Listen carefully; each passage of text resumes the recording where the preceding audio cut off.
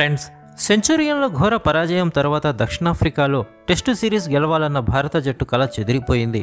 అయితే కెప్టెన్ వేదికగా జరిగే రెండో టెస్టులో విజయం సాధించి సిరీస్ను డ్రా చేసుకునే అవకాశం టీమిండియాకు ఉంది. టీమిండియా 1992 నుంచి దక్షిణాఫ్రికాతో టెస్టు సిరీస్ ఆడటం ప్రారంభించింది.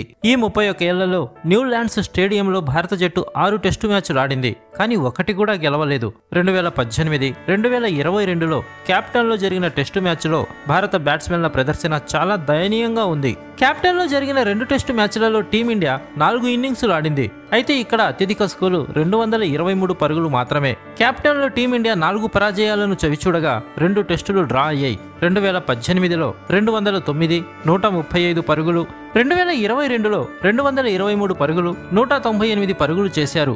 దీంతో ఇక్కడ బ్యాట్స్మెన్ కు పరిస్థితులు అంత సులువుగా ఉండవని అర్థమవుతుంది. 2022లో విరాట్ కోహ్లీ ఇక్కడ 79 పరుగుల ఇన్నింగ్స్ ఆడాడు. జస్ప్రీత్ బుమ్రా ఒకే ఇన్నింగ్స్ లో 5 వికెట్లు తీసుకున్నాడు. అయితే పీటర్సన్ ఇన్నింగ్స్ కారణంగా ఈ మ్యాచ్ టీమిండియా ఓడిపోయింది. ఇలాంటి పరిస్థితుల్లో జనవరి 3 నుంచి ఈ మైదానంలో జరిగే రెండవ చివరి టెస్టు మ్యాచ్లో టీమిండియా అద్భుత ప్రదర్శన చేయాల్సిన అవసరం ఉంది. ముఖ్యంగా ఓపెనింగ్ జోడీ అయిన కెప్టెన్ రోహిత్ శర్మ, యశస్వి జైస్వాల్ ఇన్నింగ్స్ ను ఘనంగా ఆరంభించాల్సి ఉంటుంది. గత 12 ఏళ్లలో ఈ మైదానంలో ఆడిన 3 టెస్టు మ్యాచ్ల్లో భారత ఓపెనింగ్ జోడీ ఒక్క సెంచరీ భాగస్వామ్యం కూడా చేయలేదు. దక్షిణాఫ్రికాలో విజయం ఎక్కువగా ఓపెనింగ్ జోడీపై ఆధారపడి ఉంటుంది.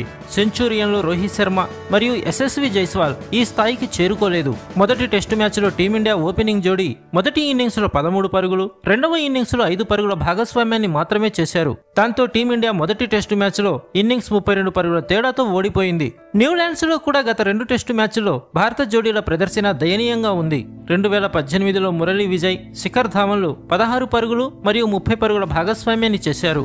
అదేవిధంగా 2022లో కేఎల్ రాహుల్ మరియు మయాంక్ అగర్వాల్ 31 పరుగులు మరియు 20 పరుగుల భాగస్వామ్యాన్ని మాత్రమే చేయగలిగారు. జనవరి 3 నుంచి ప్రారంభమయ్యే టెస్టు మ్యాచ్లో రోహిత్ శర్మ, యశస్వి జైస్వాల్ పై ఎక్కువ బాధ్యత ఉంటుంది. ఇక అదేవిధంగా 72 టెస్టు మ్యాచ్ల్లో 330 వికెట్లు పడగొట్టిన దక్షిణాఫ్రికా veteran fast bowler Allan Donald కెప్టెన్లో భారత బౌలర్ల సృజనాత్మకత పరీక్షించబడుతుందని అభిప్రాయపడ్డాడు. సెంచురియన్తో పోలిస్తే ఇక్కడ బౌలింగ్ చేయడం చాలా కష్టం, ఎందుకంటే ఇక్కడ వికెట్ ఫ్లాట్ గా ఉంటుంది. సిరీస్ సమం చేయాలంటే భారత బౌలర్లు కొత్త బంతిని తెలివిగా ఉపయోగించాల్సి ఉంటుందని డొనాల్డ్ అభిప్రాయపడ్డాడు. ఫ్రెండ్స్, మీ అభిప్రాయం ప్రకారం టీమిండియా రెండవ టెస్టులో విజయం సాధించి సిరీస్ను సమం చేస్తుందా లేదా అనేటువంటి విషయాన్ని మాకు కామెంట్ రూపంలో తెలియజేయండి. ఇలాంటి లేటెస్ట్ క్రికెట్ వీడియోల కోసం మా ఛానల్ని సబ్స్క్రైబ్ చేసుకోండి. వీడియో నచ్చితే లైక్ చేయండి, షేర్ చేయండి. Thanks for watching.